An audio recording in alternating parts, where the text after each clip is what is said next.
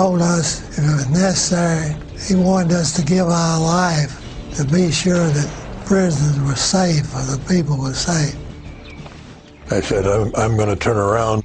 I want every man who wants to go on this raid, I want them to take one step forward.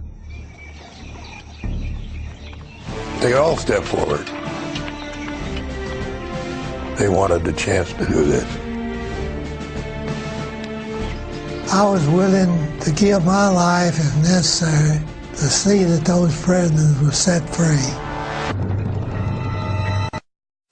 Guided by local Filipino guerrillas, the Rangers would have to infiltrate 30 miles into hostile territory to reach the prison camp, located in a sector swarming with enemy troops. 1,000 Japanese troops were on the banks of the Kabu River, only a mile east of the camp. 7,000 to 9,000 more were believed to be in Cabanatuan City, 4 miles down the road to the west. Roughly 300 enemy forces were bivouacked in the buildings of the camp itself. Even if the Rangers did manage to free the POWs, they'd still face a 30-mile march back to friendly lines, with 500 emaciated prisoners in tow. Just one Philippine traitor could have betrayed the entire plan. All of them, plus all of the prisoners, would have been massacred right on the spot. Luzon, the Philippines, the 28th of January 1945. An elite force of more than 100 US Army Rangers had infiltrated behind enemy lines. Their mission? To assault the Japanese prison camp at Cabanatuan and liberate 500 Allied POWs. We had to go through rice paddies. They were dried up. The weather was hot. We had to go 30 miles at night. It was hot then even. Escorting the Rangers was a band of 80 Filipino guerrilla fighters under the command of Captain Eduardo Joson. They're the ones that led us in. They knew that territory, where to march, where to avoid a lot of snakes, and where to cross rivers. Soon, another local guerrilla group had joined the throng. Captain Juan Pajota brought 200 men from his personal militia. Assault Commander Captain Bob Prince lay out his plan for the lightning raid. We drew in the mud a sketch of what we thought the POW or camp looked like and where the people were. The camp was 800 yards long and 600 yards wide. The American prisoners were housed in the northeast sector to the left of the main gate. Japanese barracks were spread throughout the rest of the camp. At dusk the following day, C Company would crawl up and position themselves near the front gate. Meanwhile, F Company would fan out along the side and rear of the camp. At precisely 7:30 p.m., F Company would kick off the assault, knock out the perimeter guards, and destroy the Japanese Army barracks. Once Prince had heard F Company's first shots, C Company would take out the guards at the front of the camp, then jump up and assault the main gate. One platoon would head up the central road, take out the troops in the Japanese officers' quarters, and destroy a shed that housed enemy tanks. C Company's second platoon was assigned a separate mission. They were not to fight, they were to go in and get the POWs. As the Rangers stormed the camp, the two bands of Filipino guerrillas would prepare roadblocks. Captain Joson's forces would set up one to the west to hold off enemy troops that might advance from Cabanatuan City.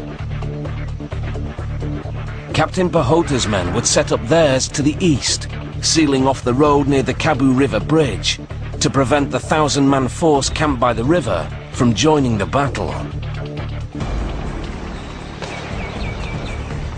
The 30th of January, 5:45 p.m. With the two roadblocks set up, a Filipino demolitions expert attached a time bomb to the bottom of the Kabu River Bridge and set the timer for 7:45 p.m. At the same time, the Rangers began a slow crawl forward through a dried-up rice paddy. We had to crawl about 3/4 of a mile through rice paddies. We could see the guard towers around the camp. We were afraid we'd get spotted. A Japanese guard in one of the towers raised his rifle. Had the Rangers been spotted? Captain Prince had said that if we get spotted, we're going to charge the camp. We're not going to back down. We'll just go forward. The Rangers hugged the ground and prepared to fire. But before anything could happen, the sentry in the tower lowered his guard. It had been a close call. The Rangers realized that to get any closer to the fence without being spotted, they were going to need some help from above. Colonel Musey radioed for a flyover by an American aircraft, not for an airstrike, but as a diversion. P-61 Black Widow, one of the sexiest airplanes of the Second World War. This was an American twin-engine night fighter that flew and performed this little ballet directly over the camp. For about 20 or 30 minutes, it came back and forth over the camp. This distracted all of the guards. Everybody was looking up instead of out. This allowed the Americans to crawl forward into a ditch right at the edge of the camp, within just a few yards of the front gate. 7:30 p.m., 0 hour. C Company was in position, but waiting for F Company to start the action from the rear. The minutes ticked by, the tension was unbelievable as these men from C Company lay just within 20 to 30 feet of Japanese sentries. I was getting pretty nervous because I figured we might have to start it whether they were in position or not. By 7:40 p.m., F Company was finally in position. The platoon leader aimed his M1 into the Japanese guard tower and pulled the trigger. There was an absolute barrage of small arms fire. One of the guards in the guard tower actually disintegrated from the shoulders up. The guard in the second guard tower was cut completely in half, and the top of him fell over, toppled on the ground, smoking. With the guards eliminated, two Rangers stormed the main gate. T.R. Richardson smashed at the lock with his Tommy gun. When that didn't work, he drew his pistol. Suddenly, a shot from inside the camp blew the pistol out of his hand.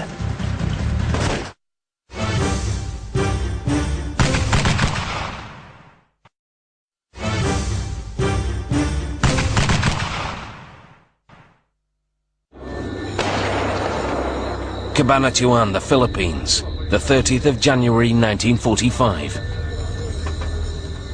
7:40 p.m. Desperate to rescue 500 emaciated Allied POWs, 120 US Army Rangers had begun their assault on the infamous Japanese prison camp at Cabanatuan. Ranger Richardson had tried to blow the lock off the front gate, but a shot from inside the camp had knocked the weapon from his hand. Richardson quickly unleashed a burst from his Tommy gun, cutting down the advancing Japanese guard. Another Ranger handed over his .45 to Richardson, who finally blasted open the lock. The Rangers could now charge into the camp.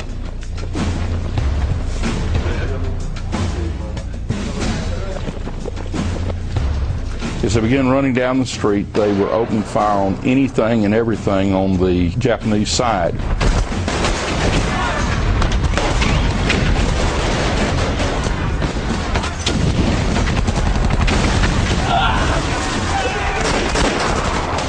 C Company's first platoon headed straight for the Japanese officers' quarters towards the rear of the camp. I don't think any Japanese could have survived the amount of firepower that was put on their barracks. just unloaded on them with everything they had. And they just devastated that area.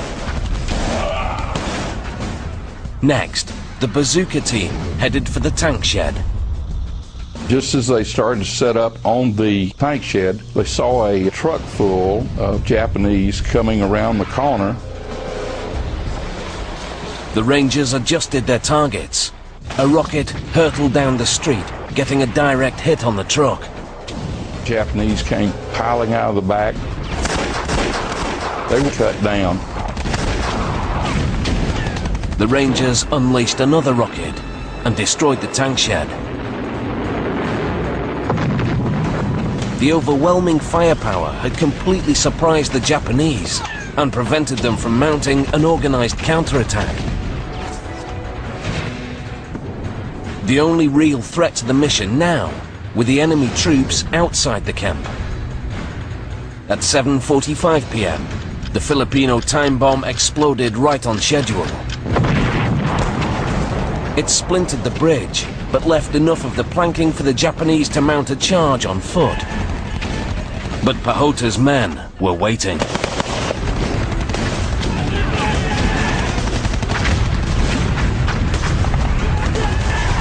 No telling how many they killed at that one place.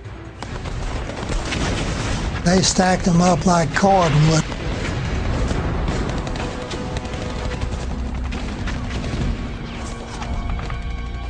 Inside the camp, the 2nd platoon burst into the POW barracks. To them, it was like people from Mars. The POWs did not recognize the weaponry. They did not recognize the type of uniform. The confused prisoners thought it was all a Japanese plot to execute them. Some of the prisoners even tried to get away from them because they did not understand that they were being liberated. One POW even refused to follow the Rangers out. He said, "I'm not going out of this camp." He said, "I never saw anything as ugly as these uniforms. You're not American." We said, "You're going out or we're going to kick you out." Finally got them started out. At 8:15 p.m., Captain Prince ordered his men to pull back. POWs streamed away from the camp. They were skin and bones. You could reach around the calves of the leg with your hand. They were in just shorts, just underwear. A lot of them had malaria, dysentery, everything you could think about. In an almost biblical exodus, the men of Cabanatuan rolled, marched, and staggered slowly towards freedom. I think somebody was looking down above to see that those men that had suffered so long were set free. After 14 grueling hours, the mile-long procession safely reached American lines. It was a big celebration. Oh, it was a thrilling moment. You don't know how we felt when we saw these people free. The greatest experience I ever had in my life. The battle for Bataan had come full circle. 500 men abandoned by their country 3 years earlier would live to see home. The Japanese were in retreat, and in just a matter of months, they would be waving the white flag. Although Bataan remains the largest surrender in American history, the ill-fated defense in early 1942 played a vital role in the outcome of the Pacific War. When the Japanese had their great chance to run wild in the Pacific, they got stopped and slowed down at Bataan. Our forces ultimately had to surrender there, but it cost the Japanese dearly.